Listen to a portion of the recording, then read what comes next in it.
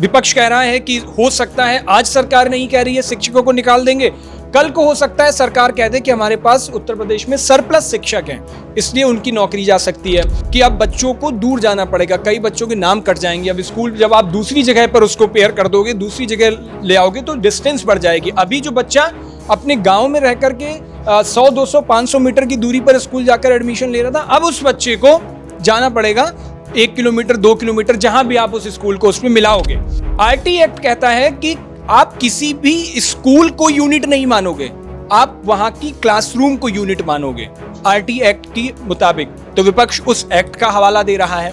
ये विपक्ष की सारी बातें हैं। एक आता है आंचल तीसरा पक्ष जिसे मैं अपने को भी इंक्लूड कर रहा हूं। उस तीसरे पक्ष में पेरेंट्स भी हो सकते हैं, आप जब किसी से पूछोगे। उस तीसरे पक्ष में बच्चे भी हो सकते हैं जो स्कूलों में पढ़ते हैं। पेरेंट्स जो बच्चों के हैं उनको ये लग रहा है कि अब बच्चों को बहुत दूर भेजना पड़ेगा। पेरेंट्स को लग रहा है कि अब जो हमारे बच्चे पास में पढ़ ले रहे थे उन्हें लाने ले जाने की, उनकी सुरक्षा की जिम्मेदारी बढ़ जाएगी। तो ये तमाम काफ़ी सारी चीज़ें हैं। अगर लोगों को लग रहा है कि नहीं अब नई भर्तियां नहीं होंगी, तो सरकार आकर के ये जवाब दे, आश्वस्त करे लोगों को कि नहीं शिक्षक भर्तियां होंगी। अगर पेरेंट्स को ये लग रहा है कि नहीं हमारे बच्चों की सुरक्षा पर सवाल है, हमारे बच्चे अभी तक 50 मीटर दूर पढ़ने जा रहे थे, अब बच्चे हमारे 5 किलोमीटर दूर पढ़ने जाएंगे, तो सरकार को आकर के उसकी व्यवस्था करनी पड़ेगी। ये सरकार की जिम्मेदारी है कि अगर लोगों के मन में शक, शंका, संदेह है तो आकर के आप सामने से क्लियर करिए। नमस्कार, आप देख रहे हैं भारत एक्सप्रेस और मैं हूं आपके साथ आंचल मित्तल। उत्तर प्रदेश में इस वक्त माहौल गरमाया हुआ है। 16 जून को सरकार की तरफ से एक फैसला आया था जिसमें बताया गया था कि जितने भी सरकारी स्कूल है जिनमें 50 से कम छात्र हैं उनका मर्जर कर दिया जाएगा। लगभग 5000 स्कूलों का नाम इसमें सामने आया, जिसके बाद से उत्तर प्रदेश में विवाद लगातार चल रहा है। छात्रों ने कोर्ट में इसको लेकर याचिका दाखिल की, लेकिन बीते दिन कोर्ट ने सभी याचिकाओं को खारिज कर दिया। अब आखिरकार ये विरोध क्यों हो रहा है, आखिरकार सरकार का ये फैसला छात्रों को क्यों नहीं पसंद आ रहा है, इसी को लेकर आज हम बात करेंगे। इसके लिए इस वक्त मेरे साथ मेरे सहयोगी उज्जवल मिश्रा मौजूद है, उनसे समझेंगे। तो आपको क्या लगता है? आंचल, ये पूरा जो मसला जिसको लेकर बीते दिनों खूब राजनीति हुई, अब ये पूरे सियासत का भेंट चढ़ गया है। और आप देखते हो लगातार आजकल ऐसा अब हो गया है कि कोई भी मसला होता है वो सियासी पारे में चला जाता है। चाहे आप इटावा का वो कथा कांड देख लो, चाहे आप कोई भी बड़े फैसले होते हैं, क्योंकि चुनावों का मौसम चल रहा है, इसलिए जाहिर सी बात है। और विपक्षी पार्टियां करेंगी भी क्या, करना भी चाहिए, वो बनी ही सियासी पार्टियां हैं तो सियासत करना लाजिमी भी है। खैर, इस पूरे मुद्दे पर जैसे कहते हैं ना, सिक्के के 2 पहलू होते हैं, लेकिन सिक्के के इसमें मुझे 3 पहलू दिखते हैं। एक पक्ष है, दूसरा विपक्ष है, तीसरा एक जो मैं सोचता हूँ। हो सकता है आप कुछ अलग सोचते हो सकता है आप जब किसी तीसरे से पूछेंगे तो वो अलग सोचता हो। हर किसी की अपनी भी निजी राय होती है। इसलिए इस मुद्दे के 3 पहलू हैं। पक्ष कह रहा है, सरकार यानी कह रही है कि इसको मर्जर मत कहिए आप, ये एक पेयरिंग सिस्टम है, स्कूल पेयरिंग सिस्टम है, स्कूलों को मिला रहे हैं। सरकार का क्या कहना है कि जहां पर पहले उनका फरमान था कि जहां 20 बच्चों की संख्या है, ये संख्या बढ़ गई। फिर जहां जिस स्कूल में 50 बच्चे हैं उस स्कूल में उसको हम किसी दूसरे स्कूल के साथ पेयर कर देंगे, जिससे कि जो उस पर रिसोर्सेज यूज हो रहे हो वो रिसोर्स वहां पर एक साथ हो। इसमें कॉस्ट कटिंग, यानी कि जो पैसा यहां खर्च हो रहा है वो पैसा वहां पर यूज होगा, जिससे कि बच्चों की संख्या वहां पर आएगी, सही, टीचर्स वहां पढ़ाएंगे।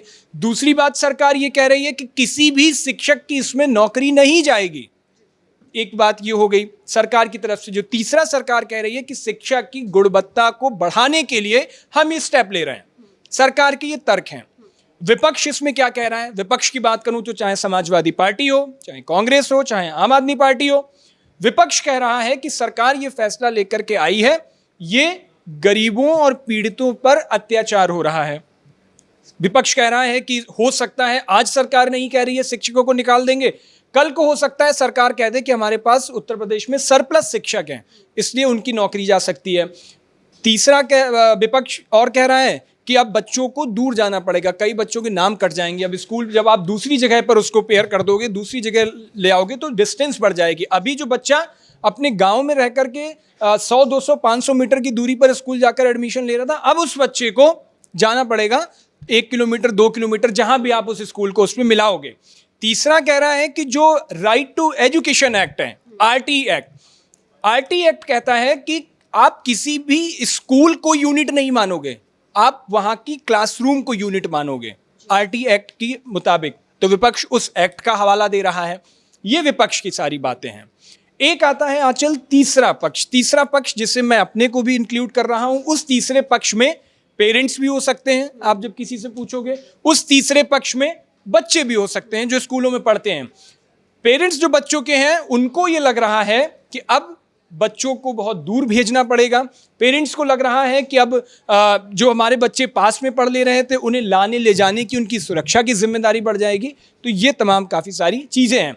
लेकिन आंचल इस पूरे मुद्दे पर जो मुझे, अब हाईकोर्ट भी गया था ये 51 बच्चों की तरफ से। अब ये हाईकोर्ट जब पूरा मुद्दा गया तो हाईकोर्ट ने भी याचिकाएं खारिज कर दी। इसकी पृष्ठभूमि को समझने की कोशिश करते हैं। उत्तर प्रदेश में 1,37,000 परिषदीय स्कूल रनिंग है, मतलब अभी चल रहे हैं। शिक्षक संगठन विपक्ष ये हवाला दे रहा है कि जो सरकार पॉलिसी लेकर के आई है कि 50 से कम जिसमें बच्चे होंगे उसको आप किसी दूसरे स्कूल के साथ मर्ज कर दो। ये विपक्ष का कहना है। सरकार मर्जर शब्द का यूज नहीं कर रही है, ये समझना पड़ेगा हमें। मर्जर विपक्ष कह रहा है और सरकार कह रही है स्कूलों के साथ हम पेयरिंग कर रहे हैं उन स्कूलों की जहां 50 से कम बच्चे हैं। अब जो 50 से कम जिसकी मैं बात कर रहा था, 1,37,000 परिषदीय स्कूल जो है वो रनिंग है। शिक्षक संगठन विपक्ष ये कह रहा है कि 27,000 लगभग स्कूल उत्तर प्रदेश में ऐसे विद्यालय हैं जो जिनमें 50 से कम संख्या में बच्चे हैं वहां पर। सरकार की तरफ से जो अभी तक आया है वो 5,000 का आंकड़ा है। अभी तक 5,000 स्कूलों की वो उसके हिसाब से वो पेयरिंग करने जा रहे हैं। अब सवाल एक उठता है, अगर आप बहुत बेसिक से आंचल इस चीज़ को समझने की कोशिश करो तो उत्तर प्रदेश के अंदर जो परिषदीय स्कूल हैं, एक स्कूल को चलाने की पहले सिस्टम समझते हैं कैसा। सपोज करिए वहां पर 50 बच्चे हैं।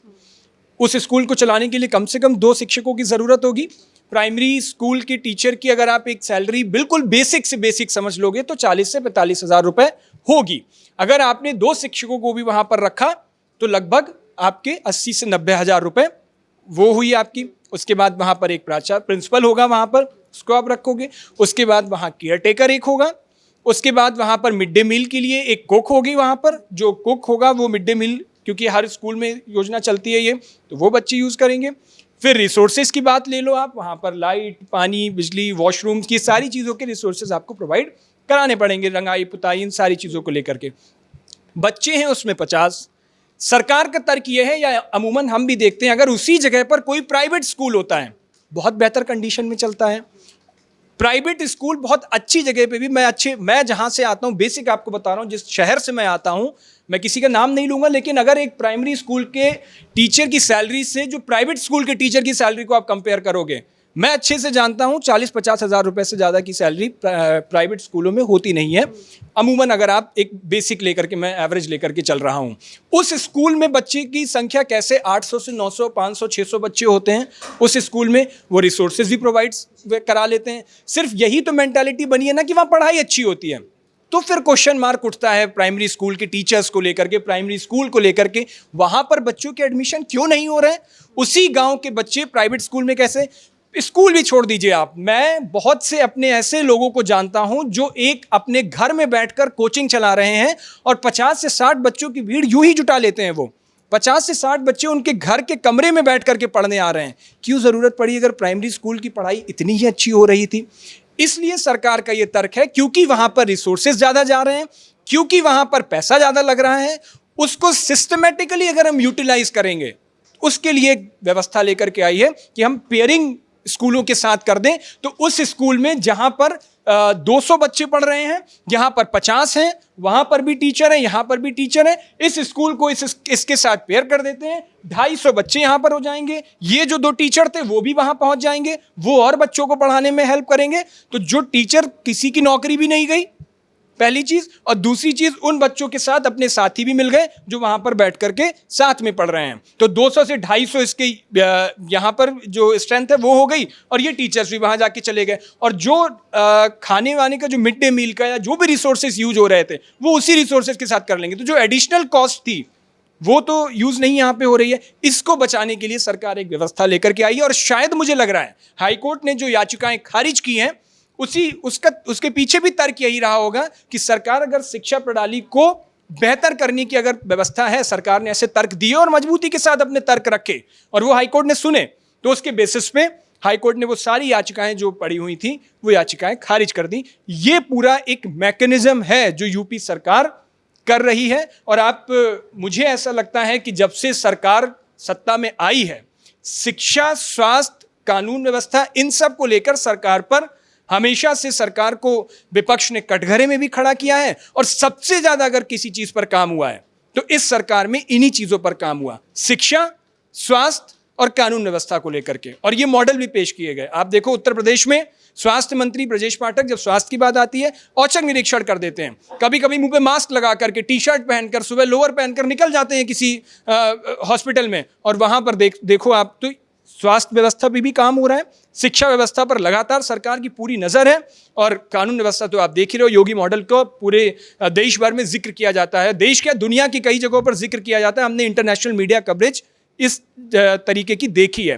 तो मुझे लगता है कि एक व्यवस्था है, इसको हमें देखना होगा। जो लोगों की परेशानियां हैं, जिसको सवाल उठ रहे हैं, ये सरकार की जिम्मेदारी है कि सामने आकर के ये क्लियर करना पड़ेगा। सरकार की तरफ से भी मैं कह रहा हूं कि अगर शिक्षकों को लग रहा है उनकी नौकरी चली जाएगी, तो आप आकर के उन्हें आश्वस्त ये करिए कि नहीं, आपकी नौकरी नहीं जाएगी। अगर लोगों को लग रहा है कि नहीं, अब नई भर्तियां नहीं होंगी, तो सरकार आकर के ये जवाब दे, आश्वस्त करे लोगों को कि नहीं, शिक्षक भर्तियां होंगी। अगर पेरेंट्स को ये लग रहा है कि नहीं, हमारे बच्चों की सुरक्षा पर सवाल है, हमारे बच्चे अभी तक 50 मीटर दूर पढ़ने जा रहे थे, अब बच्चे हमारे 5 किलोमीटर दूर पढ़ने जाएंगे, तो सरकार को आकर के उसकी व्यवस्था करनी पड़ेगी।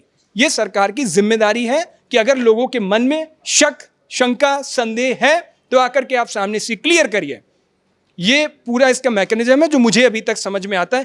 हो सकता है इस पर आपकी अपनी अलग राय हो सकती है, किसी और से आप पूछोगे उसकी अलग राय हो सकती है, राय मिली जुली हो सकती है, लेकिन जब तक ये बिल्कुल इंप्लीमेंट नहीं हो जा रहा है, तब तक हमें देखना होगा कि इसके ड्रॉबैक क्या होंगे, इसके अच्छी परिणाम निकल के आएंगे या इसके खराब परिणाम। खराब आए तो सरकार को उस पर काम करना चाहिए और उसको बेहतर बनाने की कोशिश करनी चाहिए, जो सरकार करती है और कर रही है, ऐसा मुझे लगता है। तो यूपी सरकार का ये फैसला आ चुका है, याचिकाएं दाखिल की गई थी, लेकिन वो भी हाई कोर्ट ने खारिज कर दिया। अब देखना ये होगा कि इस मुद्दे पर आगे क्या कुछ विवाद होता है और कब जो है अभिभावक जो है वो इस बात को समझ पाते हैं। इसको लेकर आपकी क्या राय है, कमेंट बॉक्स में ज़रूर शेयर करें।